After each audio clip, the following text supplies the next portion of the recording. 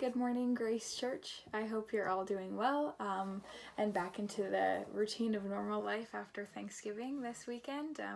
Hope you guys all had a great Thanksgiving and were just able to reflect and just be grateful for everything that the Lord has given us. I know that sometimes it comes and it goes and we forget to actually pause and be grateful. So I hope that you guys were all able to do that. And I was super grateful for those of you who tuned in on Sunday. Who were either there in person or who were watching. I found that the Lord was just really moving in that service, and it was just really encouraging to just hear from different people in the congregation, and I am just so grateful for you guys. And today I'm going to just be talking about something that the Lord has been teaching me. So I am still reading that other book that I picked up a few weeks ago, and it's still quite good. I'm not done, but I am still working through it. I'm not much of a reader, but I do like to pick up different books, and I find that I can be really good at reading small portions of every book. I feel I might not be very good at finishing books, but I'm good at reading small portions of lots of books. So the book that I picked up today is called Jesus Is by Judah Smith. And it says, find a new way to be human. So it's just a different book, and there's different chapters. Some of the chapters are about, there's different sections. Jesus is your friend, Jesus is grace, Jesus is the point, Jesus is happy, Jesus is here, and Jesus is alive. So it just fills in this blank, and then it talks about it. And the one that struck my attention, I don't know what that phrase is, the one that caught my attention, there we go, was the one in Jesus is, sorry, I've lost it now. It's the one in the section, Jesus is the point. There's a section about the meaning of life, and I am a lover of philosophy, so that kind of caught my eye. And then I started reading that chapter, and at the end of that chapter it talks about the focal point of a room. So the writer Judah Smith starts talking about how he enjoys interior design, not the DIY kind, but the kind where you can go and buy something and then like design your home in that sense. And then of course, there's always a spiritual application to that. So it continues. I'm just going to read a little section of it. It says, what is the focal point of our lives? Is it self? Is it our efforts? Is it our good deeds? Or is it Jesus?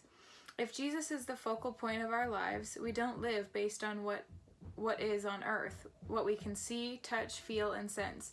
We don't have to be subject to the passions and philosophies that the world around us holds so dear. Instead, we orient our design and Instead, we orient and design our existence around heavenly truths and principles. I don't pretend to be an expert in human psychology. If anything, I would be the guy on the couch, not the guy in the chair taking notes. But I am a feelings guy, and when my emotions are out of whack, I know it, and unfortunately, so does everyone else. I've discovered that when it happens, it's usually because I've forgotten what is important. I've lost sight of Jesus. I've let the pressures and disappointments of my life hijack my thoughts. Some of us sing songs every Sunday about how good and powerful God is. We tell Him we surrender our lives to Him. Then we go to work on Monday and strive and stress as if it all depends on us. We make life about ourselves, about pleasing ourselves, about accomplishing our goals, about making things happen in our strength.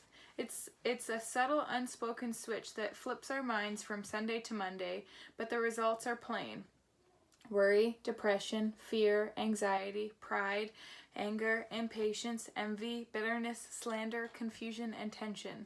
I don't know about you, but I prefer rest, peace, clarity, joy, and purpose. That's a list I can get excited about. Once Jesus is the focal point, once He is the culmination of life and the pinnacle of our existence, everything else makes sense. Life becomes simple again. Priorities fall into place, and peace, joy, and rest return. Come to me, Jesus calls to us today. Come to me, all you who are weary and who carry heavy burdens, and I will give you rest. Jesus is the point of life.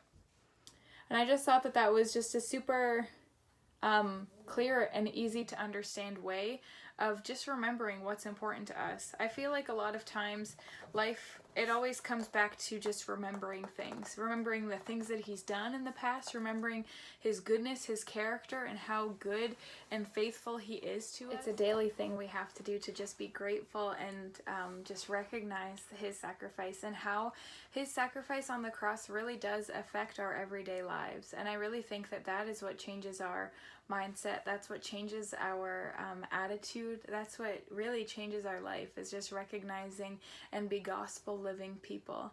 And so I pray today that as you guys continue on with your day, your Wednesday, that you would just recognize and just be grateful for the Lord's sacrifice, and just be able to just make Jesus the focal point of your life, but not to do that just on Sunday so that the rest of the week is a whatever week, but that we do it every day to be faithful to him, just like he's been so faithful to us.